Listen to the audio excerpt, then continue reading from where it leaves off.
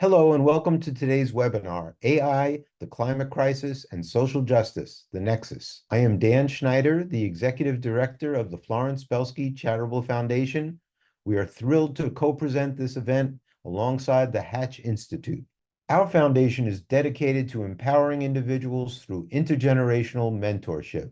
Today's discussion aligns perfectly with our mission as we delve into the impacts of AI on climate change and social justice. Without further ado, I am pleased to pass the mic to our Associate Director, Rivka Rivera, who will introduce our esteemed panelists and kick off today's discussion. Thank you. It's such a pleasure to be here this evening. I think one of the best parts of working with this organization is the incredible advisors that we have at Florence Belsky and these opportunities to bring them together in dialogue on such important topics. So I'll jump in with intros and we will get right into it. Tonight, we are joined by Indrani Pal-Chaudhuri, is a Tribeca Film Festival award-winning director, disruptive innovator, green energy, biodiversity, and social justice advocate, and anthropologist at Princeton University, where she lectures on mobilizing movements. She's recognized at the United Nations as a Women's Entrepreneurship Distinguished Fellow, convener of the Science Summit at UN Climate Week, and an X Prize Rainforest semifinalist. She creates transformative, multi-platform works of art and entrepreneurship to empower BIPOC, women, LGBTQ, and neurodiversity equality. Discovered by David Bowie, she helped launch Beyoncé and Lady Gaga's solo careers and has shaped the image of over 300 brands and is featured in HBO, CNN, BBC, The New York Times, and more.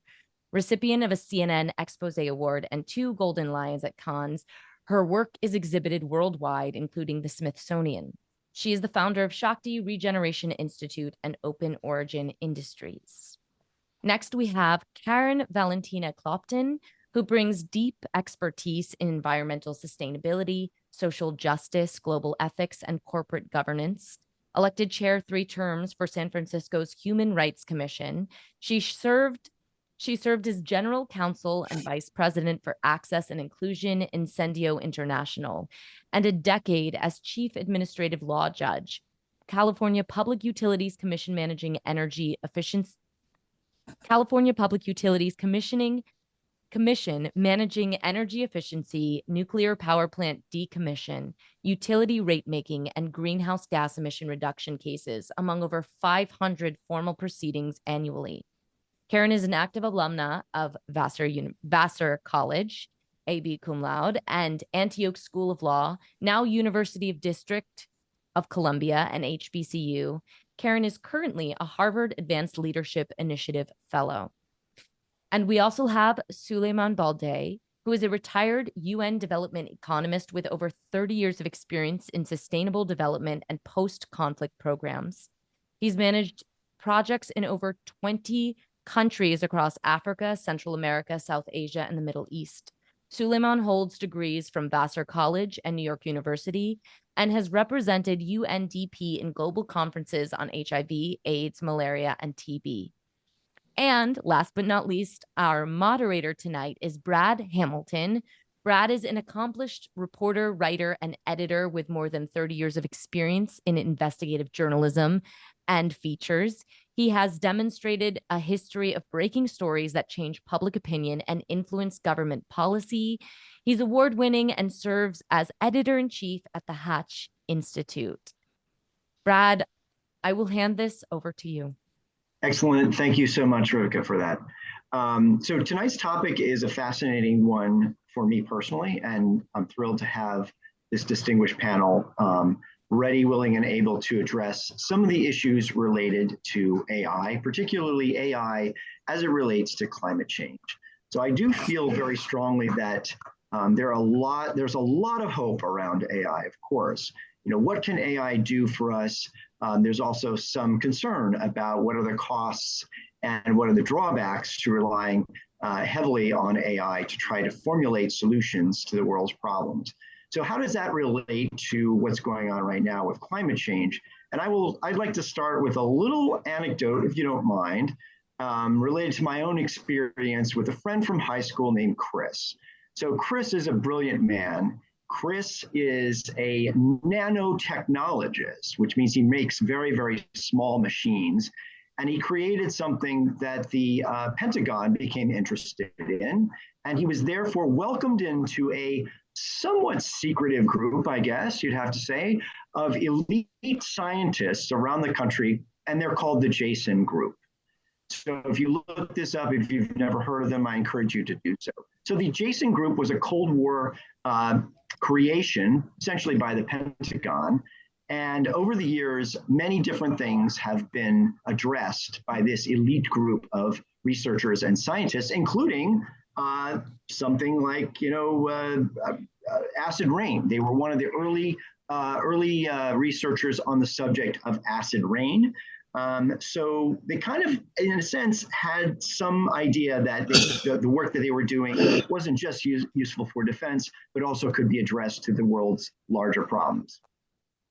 One of the biggest problems that they tried to address, and here's where the AI part of it comes in, is the Defense Department wanted to know if we, God forbid, actually get to a nuclear showdown, and it comes to the point where the President of the United States needs to press the proverbial button and fire one of our nuclear warheads, would they still work? Would they still work? All these decades later, had our nuclear arsenal, had it degraded so much so that it might not actually function properly. And so the Jason Group decided they were going to address this problem. Right? So how did they do it?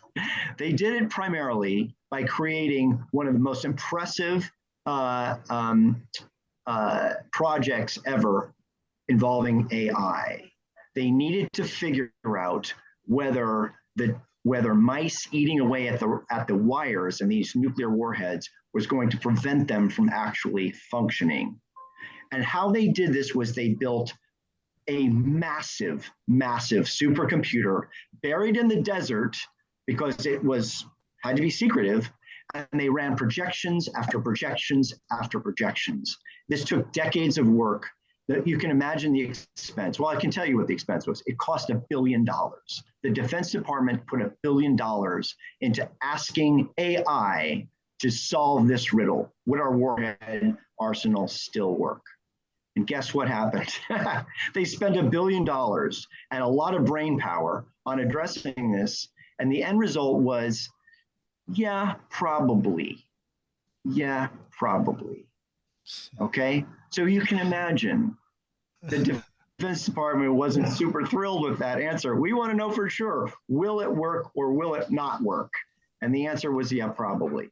So the reason I tell you that story is because here we are trying to rely on this developing technology to solve some of our problems. And one of those problems is climate change. Can you imagine the carbon footprint that went into creating the Jason Project's supercomputer to try to figure out whether or not our warheads would still work? All right, so I guess I say that because I'm interested in hearing perspectives on tempering expectations with AI, but also recognizing that there is a real cost to trying to solve climate change when you create something that itself could have a gigantic carbon footprint. So let's start with this. Let's get into this. I know, Karen, you have a perspective on this. So why don't you talk a little bit about, can AI do more damage than it does good? Well, I think today it is doing more damage than anything else on many fronts. Today, in this particular panel, we're addressing the climate issues. Well, let's start with the energy that it takes to run these data centers. And I love the language. I always talk about the language that's used, including the cloud. So let's start with talking about the cloud, which are huge data centers on the ground. Some of the largest are in Northern Virginia. Now, all of these data centers, many of them are next to non-renewable energy sources. And what do we mean by that? We mean we're looking at coal and polluting industry, right? To run these data centers. We're also looking at, because the AI generative process uses so much energy, and in these large LLMs, the large language models, it's a lot of data. You just talked about that they built the whole center underground. That's pretty astonishing right there. So they're using these and they run hot. And how do they cool the data centers? They're using water. Many of them are cooled through water circulating, right? And so now we're using water, another precious resource, another precious environmental and natural resource. So we have these data centers. Now we're talking about the AI gurus like Sam Altman, who are investing, who are owning nuclear fusion technology companies. And so we have a resurgence about nuclear energy and nuclear power. And people say, oh, well, it's new, it's different now. No, it's not different. It still generates radioactive waste. And we know that radioactive waste must be disposed of at somewhere, right? But we already have a nuclear waste disposal problem in the US. Nuclear waste is piling up. We don't have a solution to it yet. And now we're talking about generating even more nuclear waste in order to run artificial intelligence. Well, another one of those phrases, right? AI. Is it intelligent? It's certainly artificial. Is it innovative? That's unlikely, right? Because it's using data that we already have. And it's numerical in the sense of whatever we have the most of, that's what it's really mining, right? So that's also another issue in terms of racial justice and bias discrimination in these algorithms. But since we're focused on the environment, if we're going to really talk about climate change, large corporations that in 2020, when they were looking at racial justice and ESG, they were looking at environmental sustainability and making promises of zero carbon emissions by a certain time. Several of those companies have taken a step back because of AI, because AI is not environmentally sustainable. And so their carbon footprint has actually expanded instead of contracted. And so it's antithetical to these goals that they made in 2020. Let's talk about nuclear power and nuclear decommissioning. We were on the road in California to decommission the last nuclear power plant at San Onofre. And now it's been expanded and extended until 2030 because of the demand that both crypto mining and AI have put on the energy supply. So is it worth it? When AI, as we know, or we should know, given the wonderful story Brad has told, that often there's a hallucination, right? Another word that they've come up with that doesn't mean what we think it does. but that many of the searches generate hallucinations, which are wrong, right? Where the answer is actually flat out incorrect, wrong, right? They call that a hallucination. And that happens up to 80% of the time. So you're spending a lot of money on energy, you're wasting a lot of energy, and you're using non-renewable sources of energy to come up with a wrong answer. Perhaps the better policy approach would have been, let's figure out clean energy first, and then implement and spread these ideas about mining data. What should that look like in a green world? Yeah, so you've got a situation where the thought was never even proposed of, let's make, if we're going down the AI road, let's figure out a way for it to pay for itself, so to speak, in terms of renewable energy, not costing us all of this, time and effort and resources, including water and creating nuclear waste and all of that. That never really seemed to cross anyone's minds. Let's just go for it. And at the same time, you brought up a point that I think is now becoming emerging as a real issue with AI, which is that there are very serious concerns about racial and cultural biases that are built into some of the data sets that are being used to crunch these numbers and come up with solutions. Now, Indrani, I think this is something that you're interested in.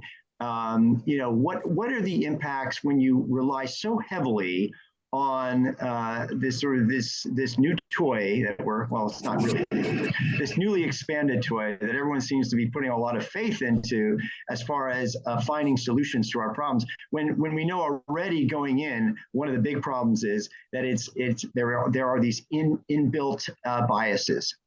So what kind of problems do result when you've got a situation like that?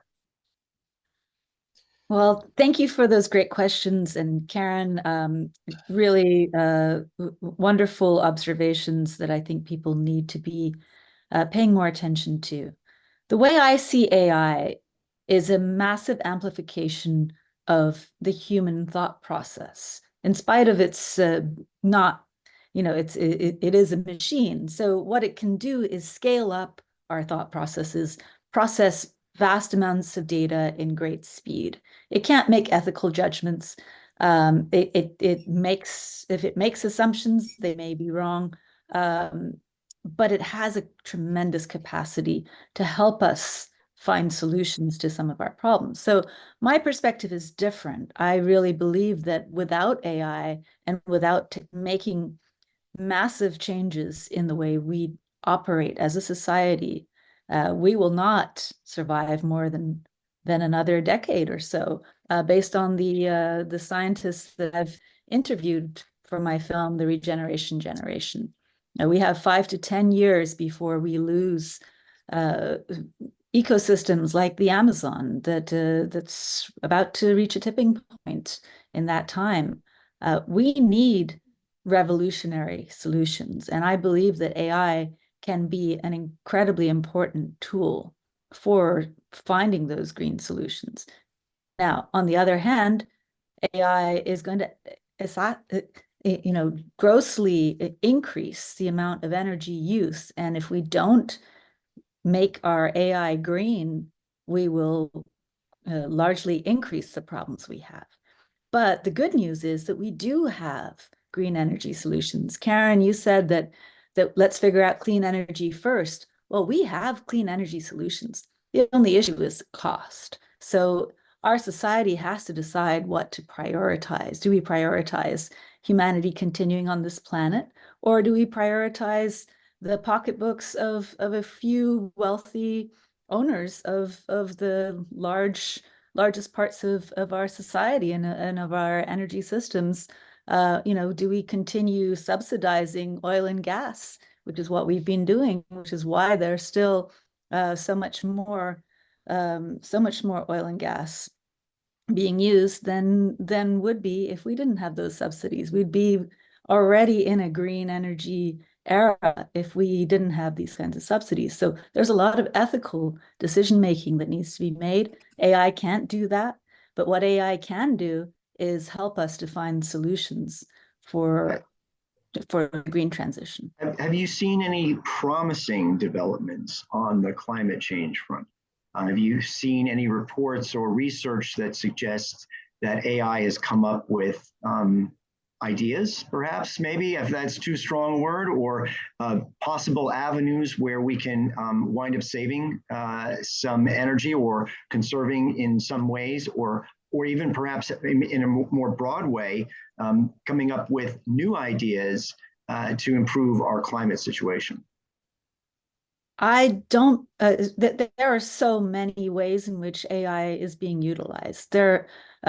I have many friends who are scientists, who are university researchers, who are finding AI incredibly useful for speeding up a lot of research processes.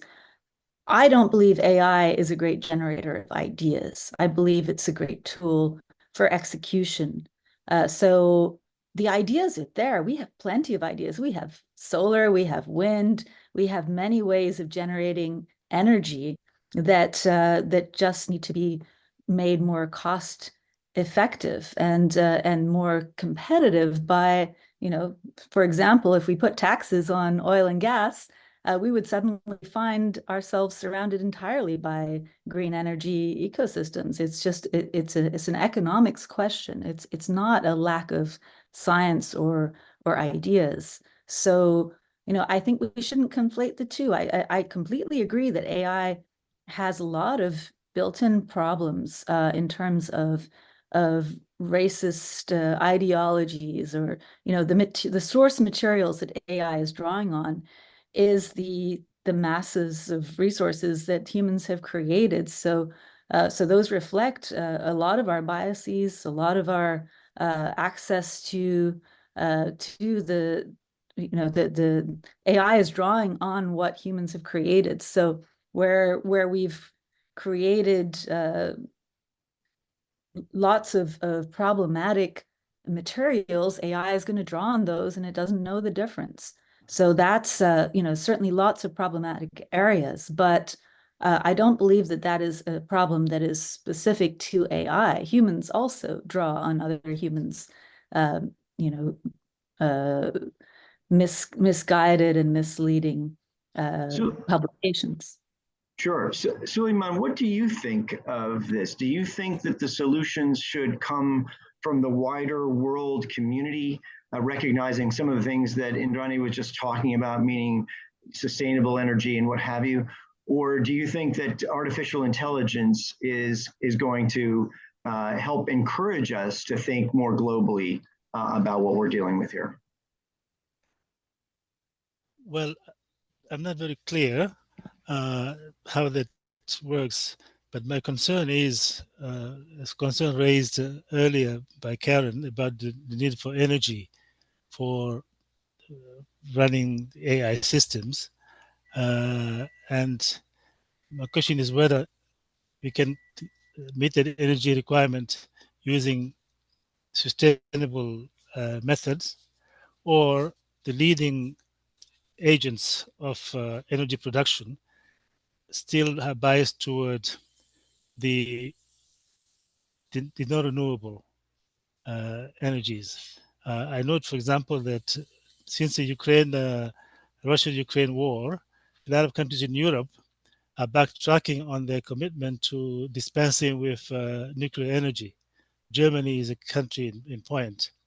So they're going back to the decision, and they're considering reactivating or expanding their nuclear production systems. Now, when you produce nuclear energy, you have the nuclear waste, which is not a new problem. It has been there. I remember when I was in Somalia, it was a problem.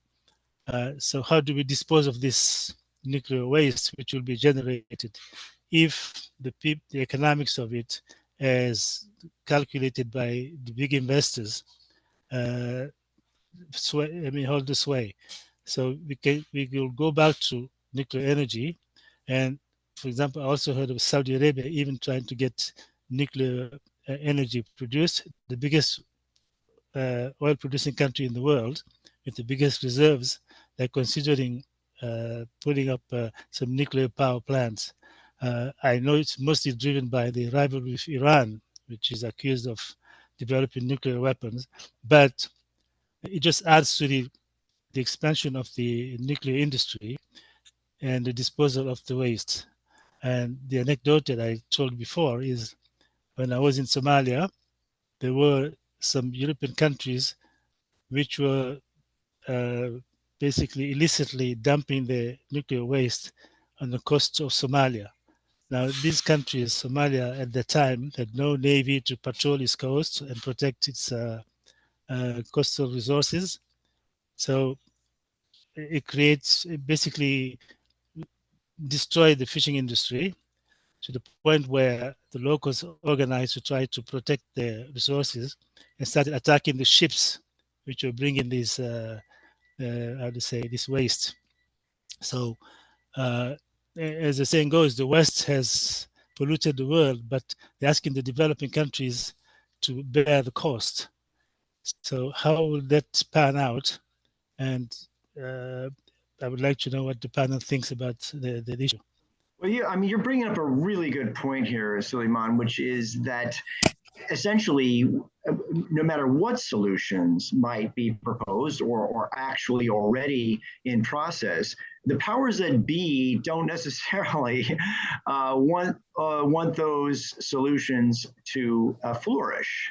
Right? I mean, when you've got, whether it's a nation that's involved with trying to defend itself in a war, right? Or there's some sort of economic crisis, like the idea of sustainability and clean energy tends to just sort of drop down on the priority list when there's something else more immediate in front of a nation or a ruler, or even if there's a small group like these pirates who are just like, this is what we're doing, you know, because this is the way to make money or to exercise our power. I mean, it's almost like the solutions are there, really, or many of them have already been suggested. The question is, can we actually implement them? Do we have the will as a unified people on the globe to try to do something positive without letting these sort of individual interests get in the way? How do you regard that conundrum, Karen? How do you? Well, I think first of all, just looking at MIT's technology review, the most recent one in April and May, in May, they were looking at and reporting on the International Energy Agency and the studies that have been done on the energy usage by AI.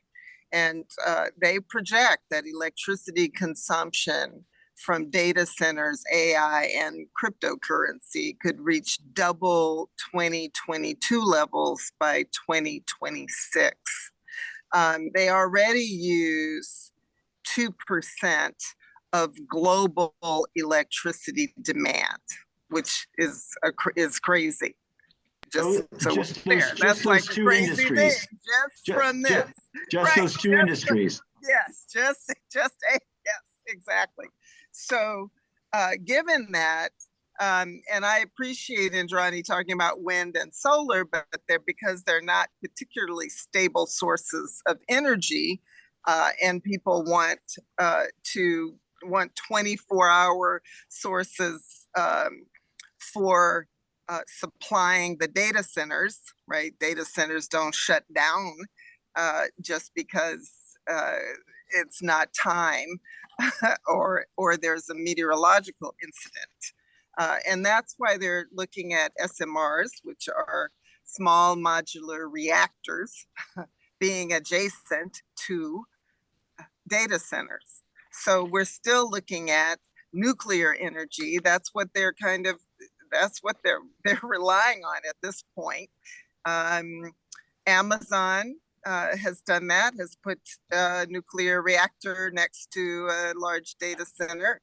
The US government, as the White House, is endorsing SMRs and the resurgence of nuclear energy. And even though they have not fully addressed, really not at all, the the disaster that we already have in nuclear waste management. And with other kinds of energy things going on, like fracking, there's a lot of seismic instability. And so going back to the bad old days of nuclear reactors and coal is also being explored and used to provide energy to the data centers. And so we're going backwards. And while we can talk about broadly, oh yes, wind, solar, there are green alternatives, they're not using them. That is not what they are using, and that is not what they're promoting. That's not what they're talking about doing. So where is the waste going to go? Will it go back to Africa again, like France did, sending its waste to the continent? Are we going to have another situation like what happened in Somalia, where undefended countries in their waterways, their fisheries, their way of life is damaged by AI? You know, and while it might generate great entertainment for Tom Hanks, like, you know, that film, I Am the Captain Now. I don't think that we want to keep going backwards with everything, and we are going backwards with the climate crisis if we continue to allow what really should be the tail to wag the dog.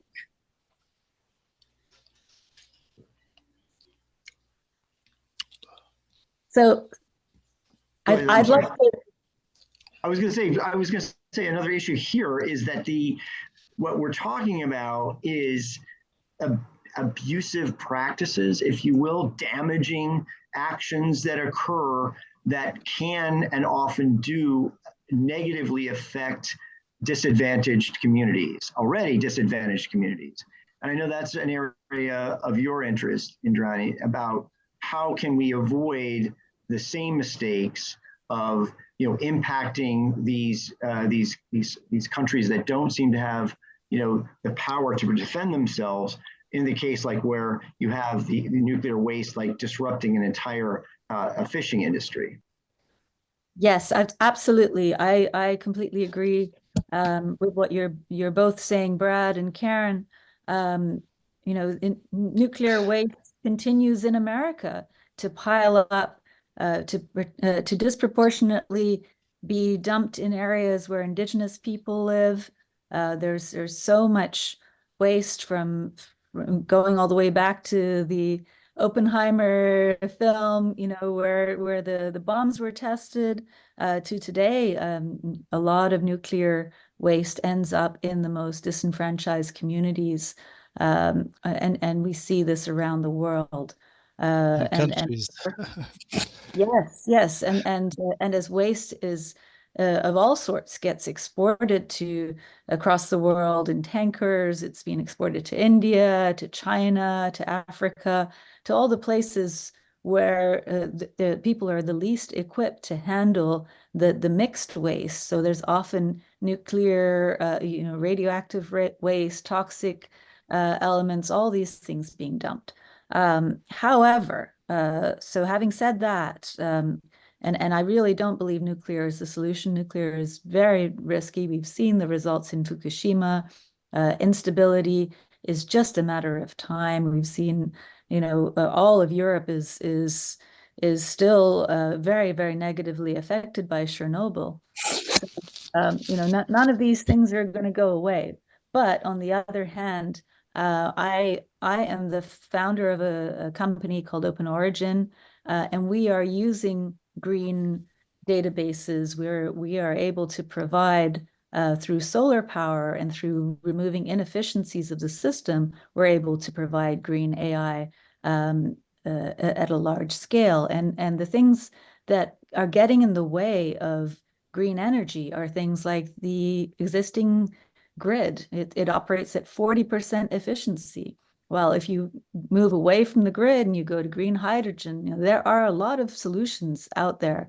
It's a matter of investing in those solutions and investing in the future and not going backwards. As Karen rightly points out, going back to coal so that we can power AI is absolutely crazy. Going to building more nuclear plants, which are no longer needed. We have hydroelectricity, we have geothermals, we have all kinds of new and not so new. I mean, many of these technologies have been around for decades. They just haven't been implemented because of the chokehold that the oil and gas industry have over our politicians. Yeah, exactly. So, I mean, you look at the history of electric cars. I mean, there were functional electric cars in the 1950s, right? So why did it take 60 or more years for us to actually have, an available option as a consumer, or you can buy an electric car?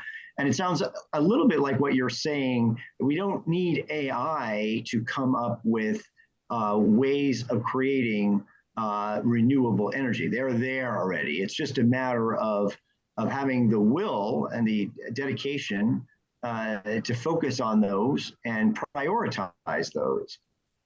Maybe AI should be working on political solutions. But obviously there are a whole host of other things that come into play when we're talking about electricity, power, and how it affects different communities. So I think, are there things that you would like to see done? Let's put it this way: a simple step, one thing that could be done that could improve the situation. Any thoughts on that?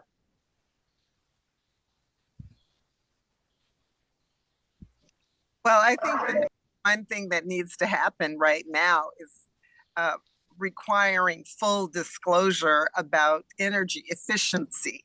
Every AI provider, generator should be required to provide full disclosure about energy use.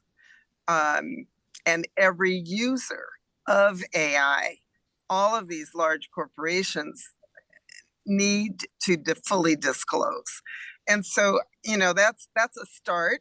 But again, there's a backwards movement against ESG full disclosure requirements, whether it's with the SEC or NASDAQ, or and in the UK, they have to have full disclosure of environmental consequences, of environmental impact.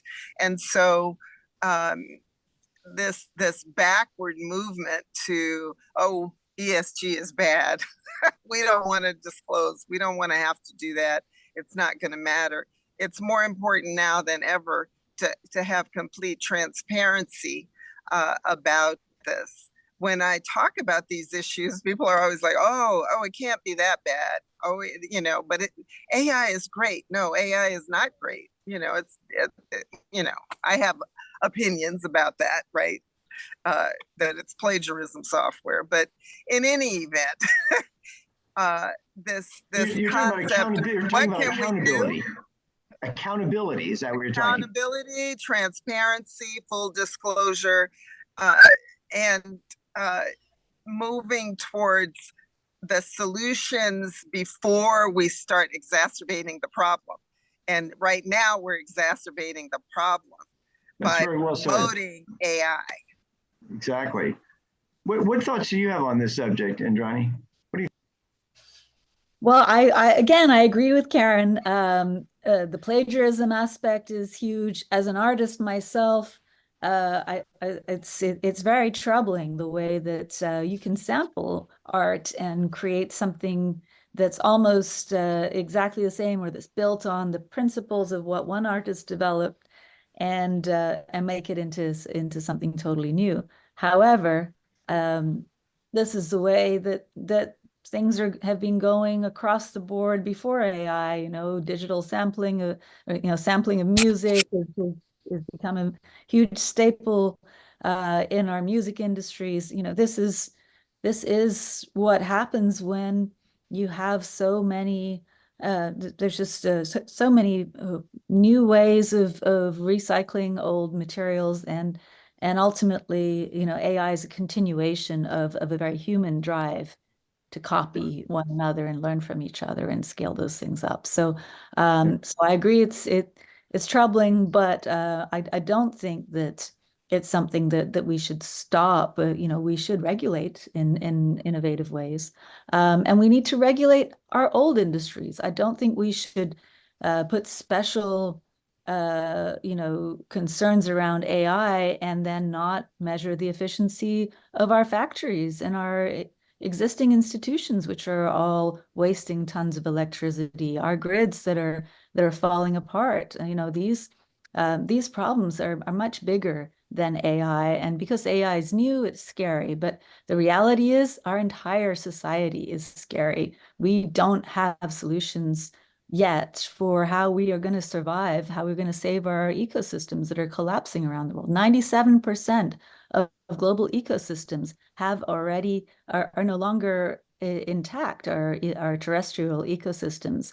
Over 50% of our economy depends on an intact ecosystem. We will soon be in a position of not having pollinators, of having droughts and floods in every part of the world. And we already are losing hundreds of thousands of people. You know, there are deaths all over the world from climate change already. People just aren't so concerned about it because those are mostly the poor and disenfranchised whose deaths are just not counted as much as they would be if they were, you know, the people on Wall Street or you know, so that these things are happening already. It's not in the future, it's now.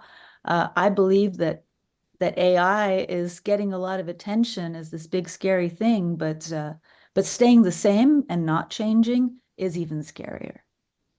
Hey, Suleiman, I have a question for you. Given that disadvantaged communities around the world have to do more with less, have you seen any interesting solutions, ideas, innovations from places that you wouldn't necessarily expect, but places that have suffered the impact of climate change and have come up with ways of dealing with it that maybe the rest of the world hasn't heard about? Well, I mean, in Africa, there are a lot of innovations using old traditional ways, trying to resuscitate those old methods of farming, and so that's something that could provide a source of solution. But again, the problem is that most of those places are under-resourced, and even the local governments do not pay them due attention. They pay lip service. They go to all these conferences and speak of their needs, etc. But they have resources locally which they could capitalize on and expand and develop. So there are, in most African countries, in spite of the droughts and the effects of climate change, people are still managing to living from the meager land resources they have. But again, it's running to its limits very quickly because there's population growth and there is the needs are increasing exponentially when the technologies are not being improved to meet that extra need. So perhaps the world could provide support for those local initiatives. Wouldn't it be interesting if the solutions that actually wind up working are not generated by AI, but come from traditional methods from these underserved populations? Absolutely. Well, yeah, Indrani, go on. Oh, I was just going to say that, you know, India and China are leading the world in green energy, in greening their lands. That is absolutely what's happening. America has fallen behind. Europe is slightly ahead, but India's got the Clean India mission aiming to tackle pollution and improving sanitation across the board. China is leading in solar power, and America has got these hang-ups with, we have subsidies for the cattle industry, which is one of the biggest causes of climate change. We have our subsidies for the oil and gas. We're kind of pushing society in a direction that is not in its best interest. And so I think we do need to learn from the economies that are growing at a much more rapid pace because of the green innovation. Definitely. I noticed that we're getting close to the hour when we were going to wrap up here. So I wanted to just ask Rivka, do we have some questions, or are there other points that anyone here would like to make as we're getting into the home stretch here? We don't have any questions at the moment, but if anyone would like to put those into the chat, we can answer them now.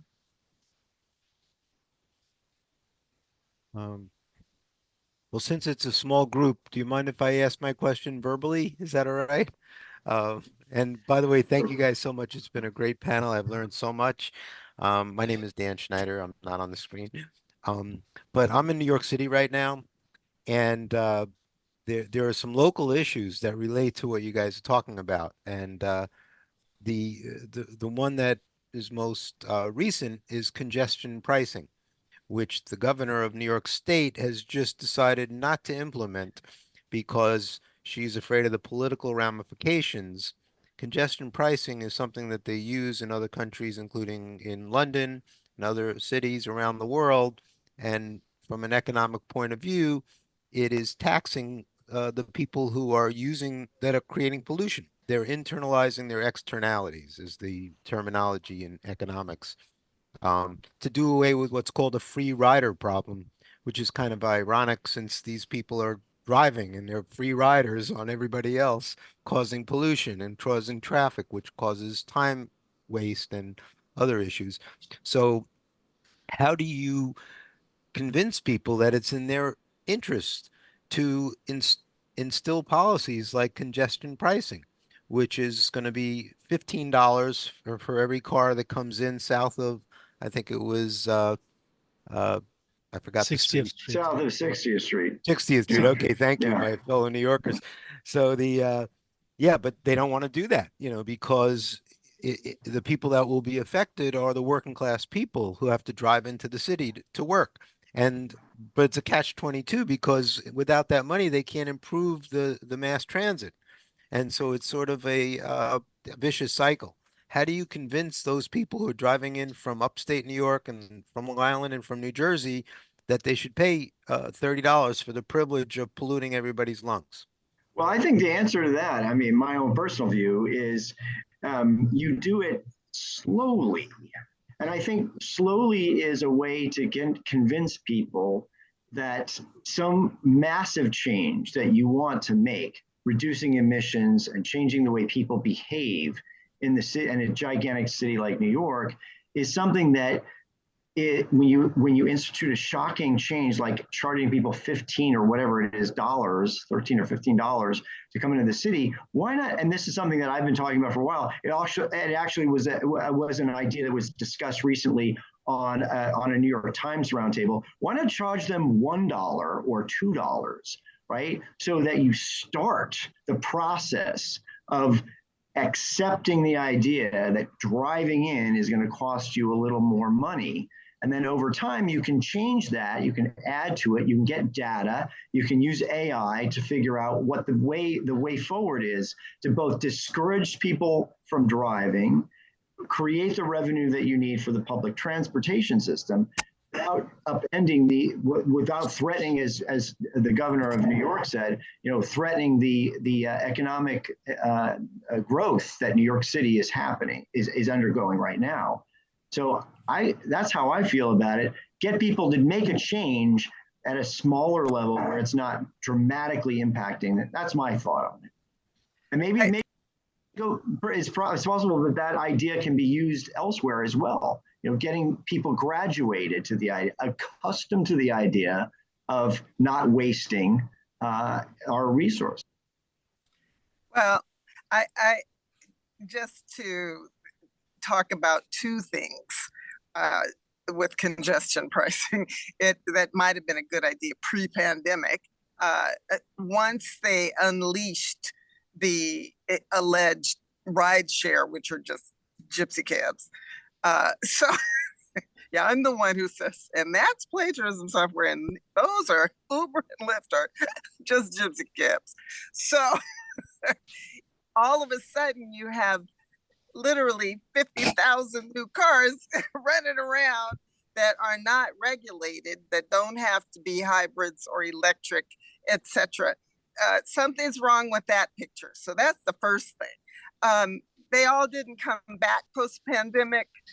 We don't have that kind of thing, but let's look at the impact on working people, the impact because of segregation, and how transportation systems have encouraged and reinforced segregation. I can put a redlining map over New York City and all the boroughs and show you, right, where people have access to public transportation and where the highways are, where, why in the areas with high concentrations of Black and brown people, the pollution level is so high. The asthma, the rate of asthma and emphysema and you name it, it's higher in those areas. And I can just use the redlining map today to show you that impact. And so people coming from those areas or going into those areas to go home have a whole nother and different set of issues that they have to confront. And yes, economics, given our income inequality brought on also by enslavement, racism, the lack of reparations, and of course, redlining and public policies that have continued to adversely impact and create a terrible economic inequality between white families and Black families. And so when we're looking at that, congestion pricing doesn't seem to be like, the number one priority or way to solve a climate issue that is very man-made. This is an issue we confront in San Francisco with the bicycle lobby closing off major thoroughfares that make a difference. And so they cut off access for employment to the Black community or to the Hispanic community in San Francisco through whatever it is, whether it's cutting off access to a public street or creating congestion pricing and people can't get to public buildings, etc. So I think it's much more complicated than modifying people's behavior. If we could modify people's behavior, then we wouldn't have racism. And the behavior that needs to be modified is the people who are pulling the levers that are creating those types of pollution and air quality problems in minority communities. That's a wider problem that's not being recognized. I agree 100% with what you're saying. Thank you. For any, Indrani, do you want to address that?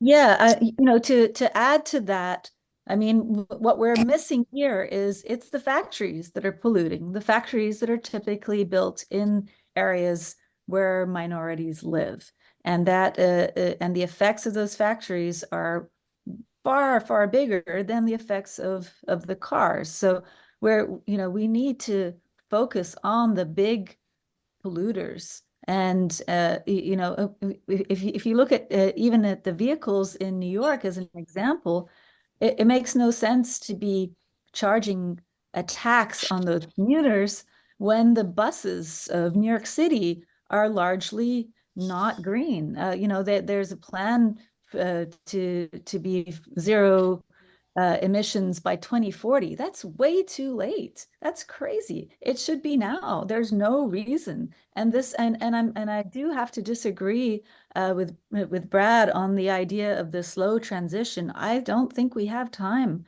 as a species to have slow transitions. The transition needs to happen now. And you look at India, a country that is so poor, has millions of people far, far, far below the poverty line. And yet the government wants India to be 100% electric vehicles by 2030. So we don't even have that commitment for our buses in New York City. Yeah, and true. And now, so countries. No, I was really just speaking about the politics of getting something done.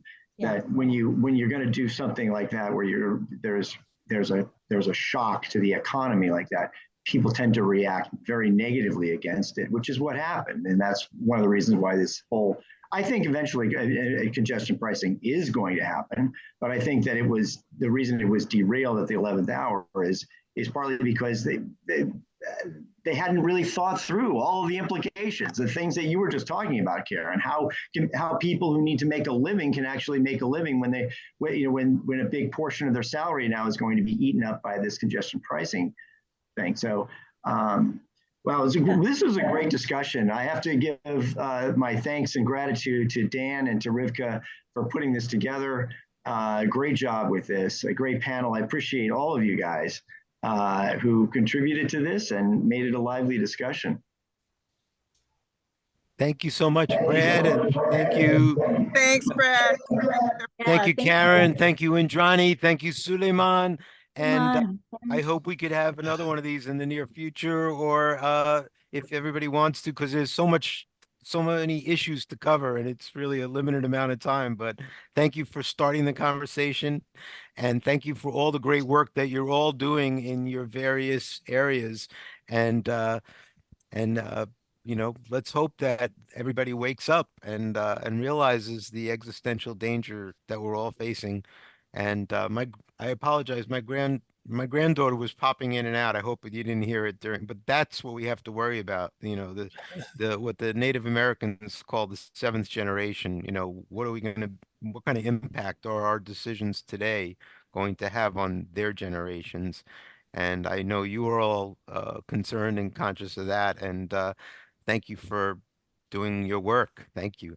Rivka, anybody else want to sign off or say anything? Final thoughts? I just want to say that I'm so excited to be having these conversations, and I'm grateful to each of you for your insights. And it's going to take all of us. It's a collaborative effort that needs to happen for us to transform in the best possible way to be able to have a future together. Thank you all so much for your leadership on this topic, for this dialogue. I know it's going to be really important to share with our communities. Thank you for being here tonight. Thank you.